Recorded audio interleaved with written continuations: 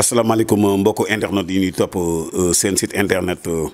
Baol News TV ñu am mbégte bu yaatu dellusiwaat suñu deuxième numéro seen émission la 14e législature tey jii nag ñu am mbégte bu yaatu di si dalal monsieur Cheikh Gadiaga nekk aussi tête de liste coalition Aar Sénégal gannaaw ba nu dalalee ki nga xam ne moom mooy soxna Anta Deme bi nga xam ne ñoom ñaar ñoo bokk benn liste. kii nga xam ne moom mooy soxna Anta Deme ñu dalal ko dibéer bee passé tey jii nag ñu ñëw fii si élevage di dalal monsieur Cheikh Mbacké Gadiaga Serigne Cheikh ñoo ngi lay nuyu di la dalal seen site internet Baol News TV. asalaamaaleykum wa rahmatullah sëñ Cheikh ñu ngi lay ziar di la nuyu di la jox sa wàccuwaay di la wax bismillah si suñu kër fi seet si bi ñu seet kontaan nañ ci bu baax a baax di wax yàlla nañ suñu borom may ñu commencé waxtaan si bismillahi rahmaani rahim àggalu alhamdulilahi rabbil alamin te li ñuy wax mu nekk njariñ pour njaareem gépp incha allah. jërëjëf sëñ Cheikh waxtaan bi am na solo dañ koy door rek ñu bëgg a xam sa portrait Cheikh Gadiaga fan la juddoo fan la yaroo fan la màggee fan la fekk baax ba baax fekk la fa ndax Cheikh Gadiaga jàng na alxuraan fan la si toll Cheikh Gadiaga tey soo ñuy jox sa portrait si jàngu nasaraan ba fi nga toll tey pour soo koy wax mbokk téléspectateurs yi seetaan Baol News TV lan nga leen di dénk. waaw sëñ Cheikh kontaan nañ ci question bi ñun njaareem la ñu juddoo fi lañ yaroo fi lañ defee lépp. suñu jàng alxuraan nag comme jeunes yëpp d'ailleurs sama maam daf doon wax naan bala ñëw dugg école ñun dañuy dugg ci arabe bi ñu jàngi kër gu mag ci franco arabe Mbène Sougou fa lañ commencé biñ fa pare ñu dugg école def suñu cycle bi yëpp Diourbel fii lañ amee entrée en sixième amee fi BFM amee fi bac bi ñu amee bac nag ci lañ am bourse pour dem jàngi à l'extérieur bi ñu jàngee extérieur ba pare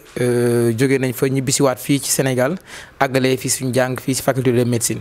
donc loolu mooy suñu cursus scolaire et mais yaakaar naa ne seen njaareem dañu fi génnee juste jàngile woon mais budul loolu njaareem fii lañ defee suñu enfance bi yëpp à part ça aussi liggéey moo ñu génnewaat njaareem mais teewut chaque week-end ñu ngi njaareem fii la ñuy def suñu lépp. jërëjëf sëñ Cheikh portrait bi macha allah am na solo riche na aussi lu ñu si gën a marqué mooy lépp njaareem la waaye lépp da nga koo delluwaat njaareem tey suñu ñëw si lu ñu fi tax a jóg muy 14e législative bi nga xam ne yàlla def na bokk nga si liste bi nga xam ne moom mooy Aar Sénégal bi nga xam ne ñoom Thierno Alassane Sall ñoom Thierno Bocoum ñoom docteur Abdourahmane Diouf ñoom ñoo ko jiite lan moo la dugal si liste boobu sëñ Cheikh. waaw liste bi li ma ci dugal d'abord da nga may permettre ma sant gërëm aussi sama leader muy docteur Abdourahmane Diouf parce que avant may bokk ci coalition Aar dama bokk ci parti politique bu ñuy wax Awalé bon Awalé si ñuy ñëwaatee ci jeunesse bi donc muy parti boo xamante ne docteur Abdourahmane Diouf moom moo ko mettre en place Awalé am ay signification yu bari donc da nga may permettre juste en une minute ma wax tuuti ci Awalé avant may dugg ci Aar Awalé boo xoolee ni ñu koy bindee muy AWALE donc dafa am signification yu bari signification bi si jiitu nit ñi xam ko mooy Awalé mooy yoon wi nga war a jaar muy Awalé beneen bi aussi mot français la di tuddee wuure wuure lay signifier ci français alors la définition ci wuure dafa nekk benn explication bu claire bu ci docteur Abdourahmane joxe bi ñuy def lancement bi mooy dañu gis ne Sénégal koom-koom bi dafa féete boor bu fekkee koom-koom féetee boor am na ñoo xam ne ñu ngi gën a am ñuy gën a ñàkk donc ñu ne dañuy wuure ndax wuure boo xoolee ni ñu koy jouer mooy bu ma doxee ba yow say pion jeex damay séddalewaat yow nga am pour mën a continuer sa jouer man mën a continuer ñun ñu jàpp ne Sénégal pour mu mën a dox il faut que koom-koom bi ñu séddalewaat ko donc mu ne donc dañuy jàpp définition boobu muy wure sens bi di dañuy fexe ba koom-koom bi ñu séddale ko moom la ñuy wax équité donc loolu mooy beneen sens beneen définition bi boo xoolee chaque lettre dafa am lu muy signifier muy ànd wàllu askan wi liggéey pour ëllëg donc loolu mooy définition awale mooy awale nag bañ ko mettre en place ak léegi yàggul donc ça fait juste 8 mois la am bi ko docteur Abdourahmane Diouf mettre en place aussi dafa def lu ñuy wax délégation nationale yàlla def bi ma xamanteeg moom ñu toog waxtaan ma lire livre am ma gis sama bopp ci li muy expliquer donc ma ne kii kat su ma àndeek moom jàppale ko fi ñu bëgg Sénégal yegg fa dana fa yegg sur plusieurs plans nag si livre bi peut-être que ne bu ñu amoon beneen waxtaan boo xamante ni dañuy dugg ci livre peut-être dinañ ko mën a détailler mais comme waxtaanu tey bi li ko wund mooy si les élections du ñu bëgg a xuus trop ci livre bi. dañuy relancer rek question bi lan yan valeur moom moo la marqué si docteur Abdourahmane Diouf parce que ku naw si xam-xam la. mais rawatina si njub. waaw docteur Abdourahmane li mu boole dafa bari donc xam-xamam ñëpp naattableetuñ ko donc man dama toog waxtaan ak moom ñu si bëri ñu ngi koy naw ci xam-xamam mais ku ko naw ci xam-xam boo toogee waxtaan ak dañ ko gën a naw ci ab yaram ci ak teeyam parce que ñun lim ñuy wax mooy politique dañoo war a def politique autrement nan la ñuy defee politique autrement mooy du ñu xaste du ñu saaga lépp lu ñu am dañ koy argumenté suñu xam dañ koy argumenté te defuñ politique boo xam ne dañuy nekk juste di critiquer parce que critiquer yomb na mais ñun on fait une politique de proposition c'est-à-dire dañu ne li ngeen di def baax na mais am nañ lu ko gën donc ni ngeen koy defee li ñu leen di proposer moo ko gën ñun foofu lañ toll du ñu nekk koo xam ne dañuy taggal di xalamal Macky Sall lu Macky Sall def ñu ne gongo mais aussi du ñu nekk koo xamante ni lu Macky Sall def ñu ne baaxul donc li mu baax am nañu koy waxal dinañ ko waxal dañ ko ci sant di ko gërëm li nga xamante ni ay manquement la ñun ñu jéem ci indi ay solution donc ñun foofu la ñu niveau boobu la ñu toll nekkuñu di xuloo di xaste te du ñu def des attaques personnelles doo mës a dégg ku nekk awale wala ku nekk aar di attaquer nit naan ko ba nga fi defee naa non non ñun on attaque les propositions yi nag idées yi la ñuy défendre la ñuy waxtaan donc loolu bokk na li ñu gën a marqué si Abdourahmane Diouf bokk na aussi li ñu gën a marqué day def promotion des jeunes parce que boo xoolee suñu délégation nationale bi ñu mettre en place plus de 50% c'est des jeunes man bi ma njëkkee toog bureau li ma njëkk a wax mooy man je connais beaucoup de politiciens yoo xam ne mënoon naa leen dugal sama délégation nationale mais su ma sañoon damay am ñi nga xamante ni peut-être am nañ xam-xam mais amuñu possibilité militer ci yenn parti ñooñu laa soxla pour ñu ñëw ànd ak man liggéey yàlla def aussi mu jox ma poste bu stratégique parce que bi ñuy mettre en place la délégation nationale c'est vrai que ñëpp xam nañ man j'évolue dans le domaine de la santé donc sama zone de confort la mënoon na ma dama lay dénk santé mais dafa ne ma non je préfère te mettre là où tu vas gagner en expérience donc fi mu ma yóbbu mooy délégué national chargé de relations extérieures coopération et partenariat donc pratiquement loolu laa géré ci parti Awalé donc mu nekk au niveau national donc boo xoolee Awalé peut-être y a pas une structuration au niveau local à Diourbel mais au niveau national on a une structuration te y a beaucoup de jeunes des personnes yoo xam ne ñu ngi dëkk Diourbel bokk ci délégation nationale bi y a à peu près 80 personnes boo xoolee les titulaires c'est entre 40 et plus des suppléants donc noonu lañ tegee suñu parti bi ñu ko tegee élection yi ci jiitu mooy élection municipale mënuñ ci woon dem parce que boobu dañ doon doog a mettre en place le parti donc élection yi ci toppaat mooy élection législative aussi li ma gën a marqué waat ci docteur Abdourahmane mooy la démocratie bi mu incarné c'est un parti politique boo xamante ni dafa am démocratie c'est pas à docteur Abdourahmane Diouf de définir politique gu parti wala moom mooy ñëw duñu imposer quoi que ce soit moom day ñëw ne man lii laa xalaat yéen lan ngeen xalaat donc biñu ne dañuy dem ci élection législative yi daf ñu woow ñun ñëpp ñu bokk délégation nationale bi mu ne est-ce que dañoo war a dem ci élection législative ou pas ñun à l'unanimité ñu décider dañuy dem ci élection législative après ñu ne comment lañ ci demee mooy dañuy mettre en place une coalition bu ñu sañoon nag moom li mu ko wax leer na bu ñu sañoon dañuy def liste unique de l'opposition c'est opposition bi yëpp ànd nekk benn mais malheureusement mu antuwul donc ñun ñu ne léegi dañuy xool ñi nga xamante ni am bokk nañ identité ñu def benn ànd nawle ñu mettre en place suñu coalition tudde ko aar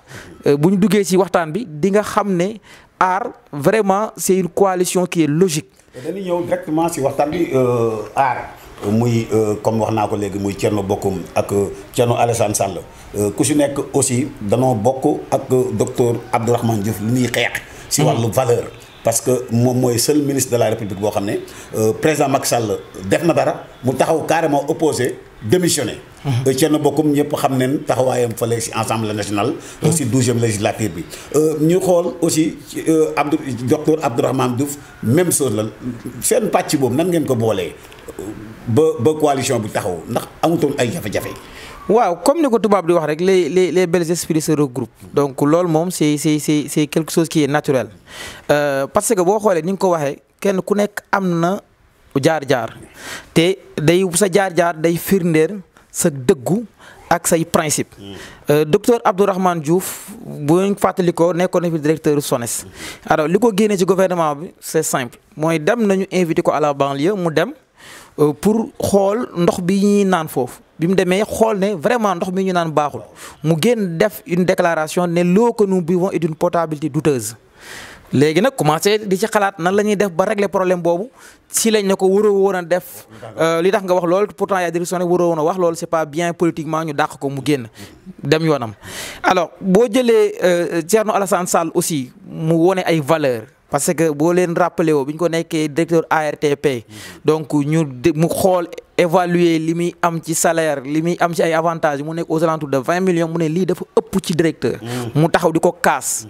donc di ko kaas pour ñu wàññi salaire am bi ñu ko nommé ministre aussi gis nga le contrat total ni mu demee yooyu yëpp mu génn dénoncé ko dem ba bind ci livre wax problème yi nga xamante ni moo nekk ci wër état bi donc nga jël ku mel ni juge Dème mu ne je démissionne d'une justice qui a démissionné donc parce que gis na ne justice Sénégal ni muy doxee jaarul yoon mu génn donc Théodore Monteil ñu gis taxawaay bi mu taxawaay Assemblée nationale donc pratiquement ay kàngam la yoo xamante ni kenn ku nekk am nga looy incarné ay valeurs ak looy bañ ñoo ñëpp ñun tase ne dañuy def ce qu'on appelle une assemblée de rupture c'est-à-dire li ñu gisoon biir assemblée di ko seetlu dañoo bëgg mu jeex. mais est-ce que sénégalais yi xam nañ loolu parce que sénégalais yi politiciens yi leen tàmm politique traditionnelle bi leen tàmm mais xamuñu ay valeurs. waaw loolu Cheikh loolu suñu rôle la ñun ñi nga xamante ni ñooy représenter coalition bi fexe ba population bi xam ñun lan la ñuy incarner je pense que y a 2 jours gis ngeen def nañ suñu proposition bi ñu def pour une fois élu donc mu nekk 14 points peut-être bu ñu duggee ci campagne bi chaque point di ngeen ñu invité ñu détailler sur chaque point comme li ma la ko waxee sànq ñun dañu nekk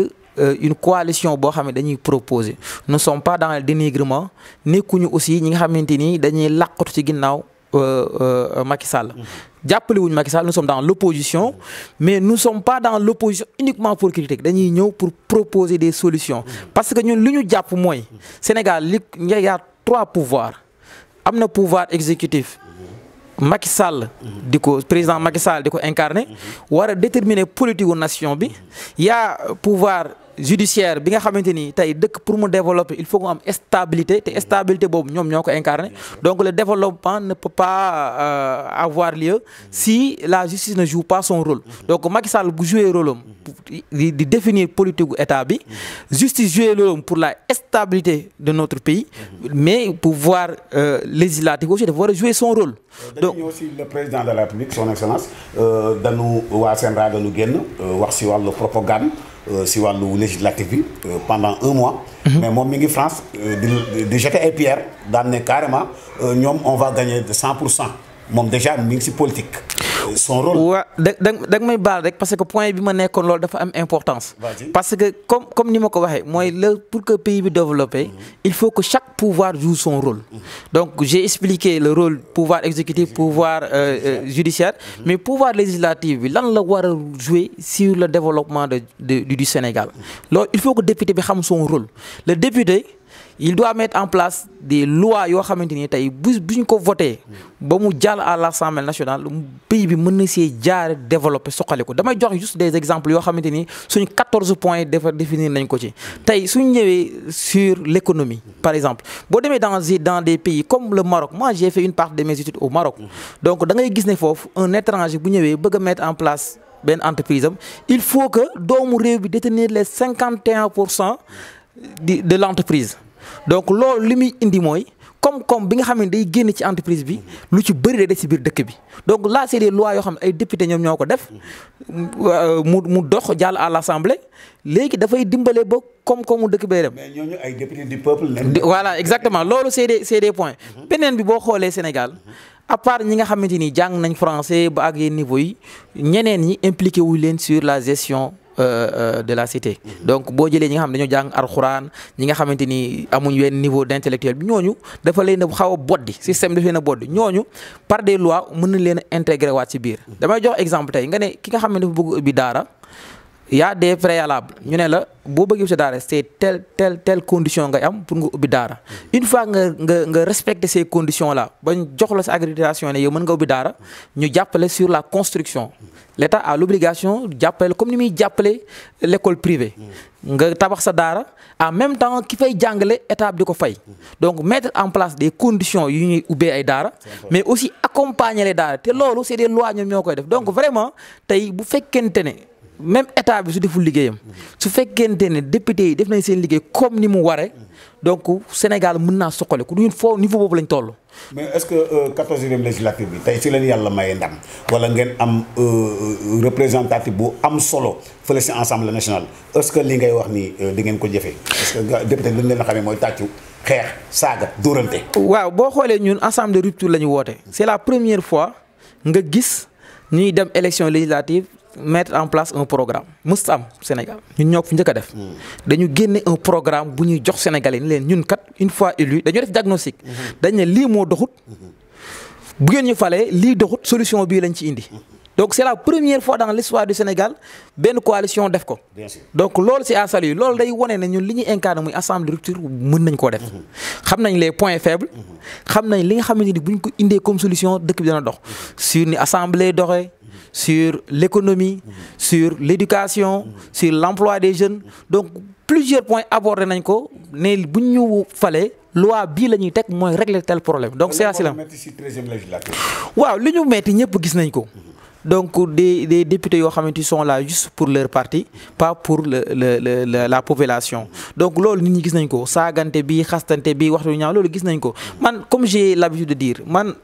li nga xamante ni jàll na du ma bëgg trop di ci wax donc ñun man je suis pas dans la futilité. C'est vrai que yaa ngi may relancer sur ce que Macky Sall a dit mais loolu c'est des paroles de politiciens te ñun ne sommes pas dans ça man ñun nekkuñ ci dynamique voilà Macky Sall nee na nangam ci diw nee na ko tontu na ko nangam nekkuñ ci tontonte boobu ñun xam naa la ñu gëm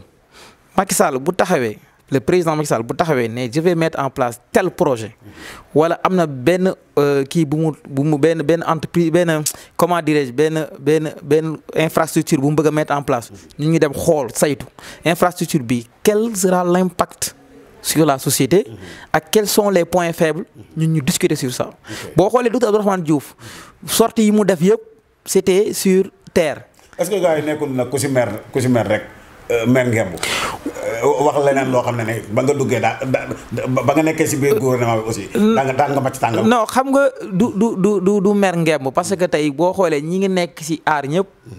suba bu ñu bëggoon a dugg ci gouvernement bi dugg nañ ci. donc c'est des gens yoo xamante ni am nañ ay valeurs am nañ ay compétences docteur Abdourahmane Diouf je pense que bu fekkoonte ne day seet ay privilèges kese. du dem dans l'opposition parce que wone na fi mu jaar yëpp je vous rappelle juste que nekkoon na porte-parole réew mi ñoo nekk deuxième ci élection présidentielle 2019 moom moo nekkoon seen porte donc il a participé grandement sur ça président Macky Sall aussi en 2012 bi muy gagné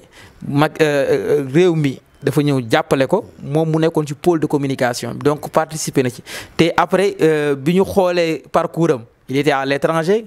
les investisseurs moom moo leen diriger foofu il gagnait sa vie donc mën na ci am lu nekk donc c'est un consultant boo xamante ni tey bu fekkoon ay privilèges kese moo tax muy def mu mën naa toog foofu def la donc ñooñu donc Thierno Alassane Sall wax naa léegi privilèges yi mu mënoon a am ci bi mu nekk ci donc ñooñu c'est pas des frustrés xam nga frustré mooy ki nga xamante ni tey doon na yóotu benn affaire joxuñ ko mu génn wala ñu dàq ko donc ñooñu vraiment c'est des personnes yoo xamante ni am nañ ay valeurs am nañ ay compétences bu ñu bëggoon tey am ay privilèges dañ ko def donc c'est pas des frustrés. jaajëf ba tey yéen a ngi ànd ak seen site internet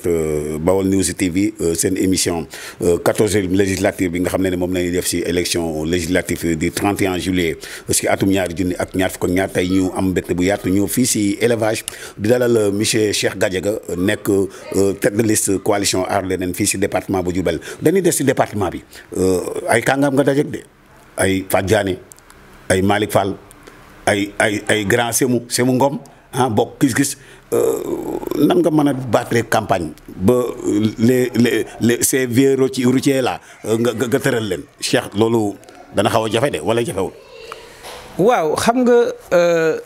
li ma wax rek tey ku am ay leaders yu mel ni docteur Abdourahmane Diouf am ay leaders yoo xam ne Thierno Alassane Sall am ay leaders yoo xam ne ay Thierno Bocoum ak peut-être que man aussi je pense que sama parcours xam nga ko donc bokk naa si ñi nga xamante ni peut-être nit ñi ñu bëri xamuñ ko mais j'ai participé à pas mal d'organisations à Diourbel peut-être bokkoon naa ci ADS association Diourbel Santé ñu doon def ay consultations gratuites à Diourbel donc am lu ma xam si Diourbel alors man j'ai pas l'habitude je le répète encore de porter des jugements sur des personnes man doo mës a dégg sama gémmiñ ma tudd turu nit di ko attaquer personnellement je fais pas ça maintenant man li ma gëm mooy programme ñun bi ñu am bu ñu ko présenter Diourbellois yi expliquer leen ñun lii lañ bëgg donc dinañ ñu voter. est-ce que loolu doy na est-ce que wane programme doy na Diourbel nga nekk Bawol nga nekk xam nga Bawol li fi nekk. waaw en fait. dañuy gis nit rek. loolu si kanam gu neex dafa yaru dafa am yëg dafa am taalibe mais duñu xool xam-xam. waaw loolu mu ngi commencé changer loolu bu njëkk la boo xoolee politique yi mu ngi évoluer bu njëkk sax daaw gis ay jeunes yu impliqué yu dans la politique daaw gis sax ay jeunes yu dem di voter yi dañu wax naan paa yeeg maire ñooy voter da ngay dem sax man kër gu mag laa juddoo voilà màggee da nga daan gis sax ay kilifa yu doon toog di joxe ay instruction de vote naan seen doom dem leen voteel diw loolu moo fi amoon bu njëkk mais boo gisee léegi yaa les jeunes se sont levés donc vraiment élection municipale yi ñu génn wane na ko am na zone yu bëri yoo xam ne ay jeunes ñoom ñoo ko gagné nan lañ ko gagné dañu wonte ay programme waxtaan ak askan bi dugg ak ñoom donc nit ñi commencé dañoo yeewu ci côté boobu je pense pas que Diourbel ni ko nit ñi waxee voilà xooluñ programme au contraire nit ñi ñu ngi ubbi seen bët di xool c'est vrai que ne boo duggee ci réseaux sociaux yi wala ngay dégg nit ñi wax di nga dégg façon wax bu nekk mais bu vote jotee nit ñi xam nañ ki ñu war a voteel. mais nit ñi ne leen Diourbel population bi ñoo ko wax nee na mosuñu am député département Diourbel bu représente dignement le département tey soo demee assemblée Cheikh lan ngay proposer population bi. loolu du Diourbel donc c'est vrai que Diourbel mosu ko am mais c'est le constat au Sénégal donc pratiquement dëkk yëpp loolu la ñuy jooy député yi niñ ñu fal ñëpp bu ñu fa nekk demee toogaluñu fa seen dëkk mais dañ fay toogal seen parti loolu li ko indi mooy juste ni ñuy fale député yi te loolu indi nañ ci ay solution que ne député ni ñu koy fale au Sénégal c'est pas bien buñ ko bëggee que député bi sentir ne moom li ko fi teg c'est pas son parti mais c'est sa population c'est sa localité ñoom ñoo ko fi teg il faut que ñu changer mode bi ñu élire délai bu ko defee ñun député dina sentir ne moom fa mu toogalu fa parti mais dëkkam la fa toogal alors comme je l'ai dit donc Diourbel il y a beaucoup de problèmes et ñun bi ñu def suñu proposition pour les élections les programmes dañu tenir compte sur la réalité du Sénégal et chaque localité ak ses réalités tey boo ñëwee Diourbel suñu programme réalité Diourbel c'est clair Diourbel dëkku diine la dëkk la boo xamante ni tey bu ñu bëggee mu développer il faut que ñu jox cër ñi nga xamante ni dañoo ŋànk diine ji ñiy jàngale alxuraan yooyu yëpp te boo xool suñu programme am na partie boo xamante ni loolu lay wax fexe ba ñi nga xamante ni dañoo yor diine ji njaareem ñu jox leen seen cër jox leen gëdd bi ñu kii donc boole leen donc Soxna Anta donc pour te dire que ne kooku maître coranique la ñu investir ko pour que mu mën a waxal waa daara ji donc loolu c'est un point beneen bi mooy gis nga économie bi ni mu demee au Sénégal plus particulièrement Diourbel dund gi metti na donc économie bi pratiquement dañ naan toogu sax dafa jaaxaan donc pour ñu relever waat l'économie du Sénégal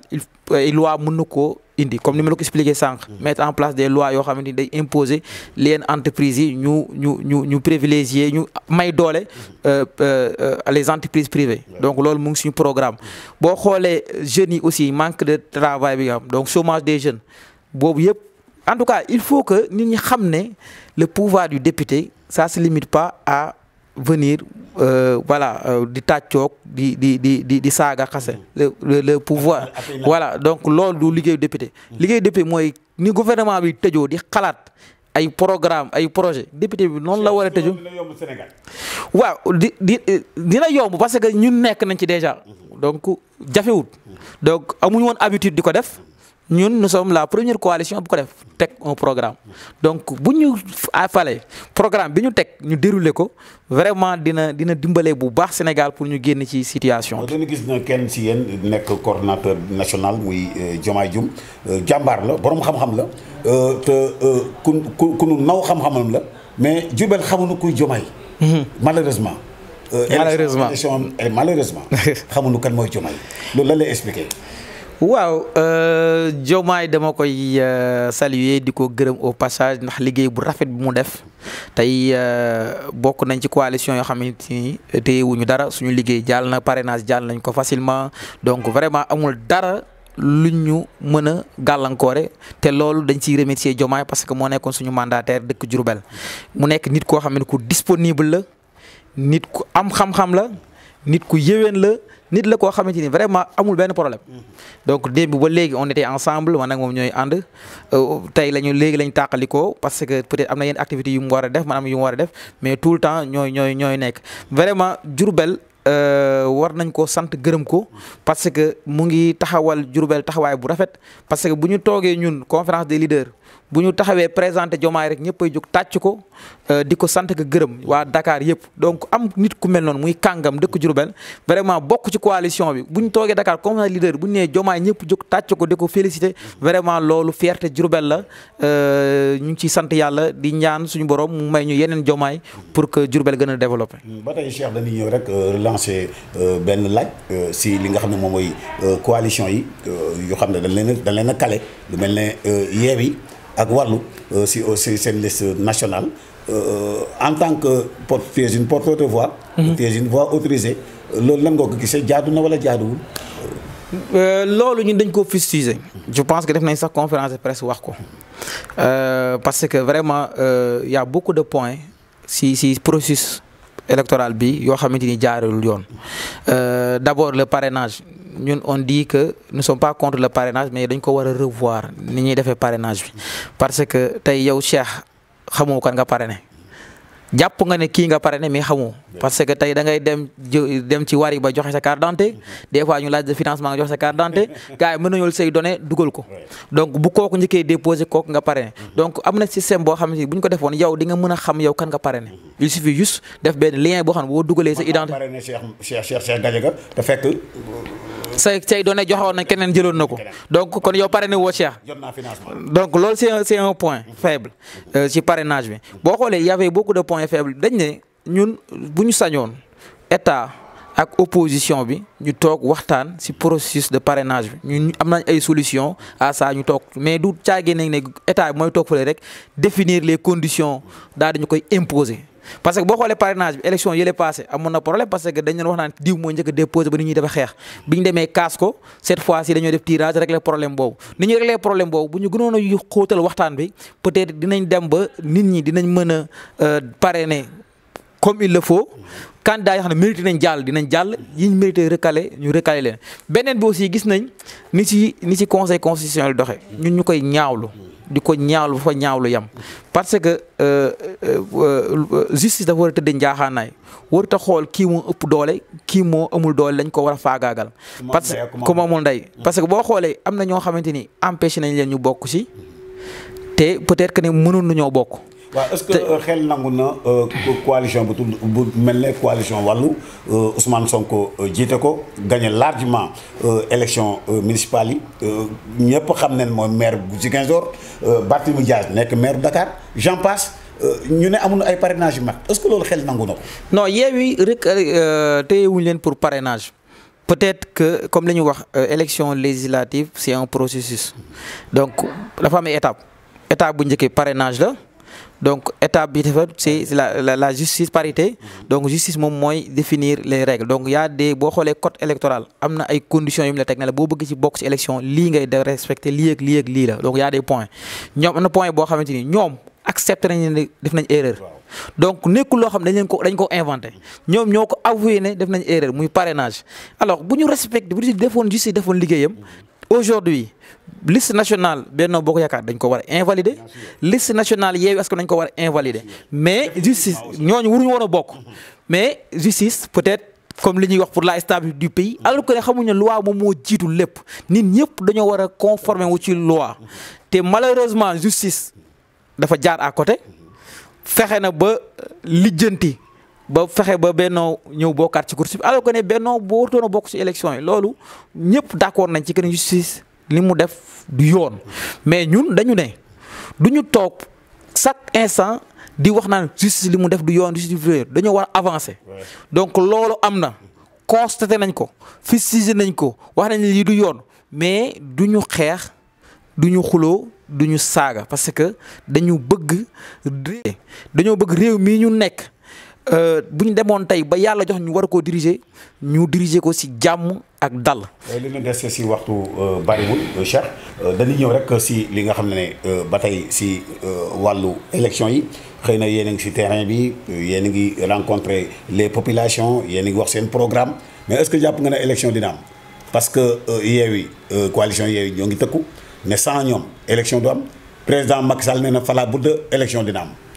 loolu xaw na tiitalam élection day am ñun loolu lañ gëm donc ci dynamique boobu lañ nekk parce que boo xoolee ñoom ñi naan élection du am aussi ñu ngi ci seen processus ah lu ñu leen justice laaj instant bi ñu jëm yóbbu ko donc je pense que élection dina am donc day am donc élection ñun jàpp nañ day am loolu lañ jàpp et que voilà comme li may wax rek dañu war di avancer dans la vie il faut nga avancer y a un problème constaté nañ ko fustigé nañ ko nañ jàll ci benn point bi war a gën a essentiel mooy ñun ñi nga xamante ni. parce que yéen seen lépp mat na quoi. waaw xam nga ñun tey bu ñu doon wax ñun donc ñun lañ gën a léser booy xool parce que y a des gens yu wax sax ne peut-être que ne bu ñu éliminer woon Yewwi éliminer woon Benno Bokk Yaakaar kon ñun ñooy ñëw en 3e position. donc tey ñun ñoo waroon a gën a taxaw di xeex a xuloon élection dafi am dañoo war a invalider mais ñun dañu ne lii am na constaté nañ ko. fustigé nañ ko jooytu nañ ko fa ñu mën a jooytu mais duñ ci woote xeex duñ ci woote xuloo justice gis nañ li mu def ànduñ ci mais moment bi ñu toll dem wax ak askan bi nga xamante ni tey ñoom ñooy fal di folle ñu fal ñu ba ñu représenté leen fa dignement parce que kat boo seetloo histoire Sénégal amoon na fi ak président Abdoulaye Wade bi ñuy wax naan amul droit def ko 3e candidature donc nit ñi xeex nañ ko fusillé nañ ko finalement mujj nañoo valider candidature bi nañoo dem élection éliminer ko donc Macky Sall forcé na ne day bokk ci élection yi te waru cee bokk mais nañ ko bàyyi ñu dem wax ak askan wi ñu sanctionné ko weli fal ñu war a fal donc je pense que ne foofu lañ war a toll. Cheikh lan ngay tàggoo émission bi jeex na ak ban message nga bëgg lancer les populations diourbelloises. waaw di la d'abord di la sant di la gërëm ci opportunité bi ñu jox wax ak waa Njaareem. wax dëgg yàlla yow nekk nga suñu grand boo xamante ni yaa ñu yar tey buñ la laajoon ci Cheikh Gadiaga war nga see mën a wax lu bari parce que depuis may xale ba léegi sama jàng ak lépp fekke nga ko